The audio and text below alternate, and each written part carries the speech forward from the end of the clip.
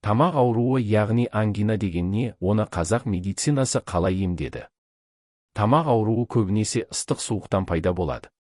Атап айтқанда, албарынып, шаршап келіп суық су, лас су ішуден тамақ бездері шошынып, сонан тамақ ауруы пайда болады.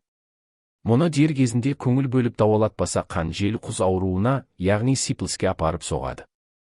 Ангинаны емдеуде қазақ медицинасы бойынша тілдің екі жақ тамырынан қандауырмен қан алынады. Бұдан сырт қалампырдан 10 граммы, можы өсімдігінен 30 грамм, уқорғасын шөбінен 15 грамм, қызыл бауыр бақадан 1 дана, бүйіден 1 дана, малеке қоңыздан 1 дана алып, бәрін біріктіріп талқандап 0,1 грамм шамасында аптасына 2 рет насыбай ретінде атады. Бұдан сырт сырқат адамның тамағының сыртынан алмасты өлтіріп жағатын көне емдік тәсілде болған. Алайда алмас өте улы болғандықтан бұл емдеу тәсіліне тыйым салынған. Сіздердің тыңдағандарыңыз Мақсат медициналық орталығының басшысы, көрнекті дәрігер Мақсат Әбдіқадырұлының мұрағат қорынан алынған қазақ медицинасына тән пайдалы кеңестер.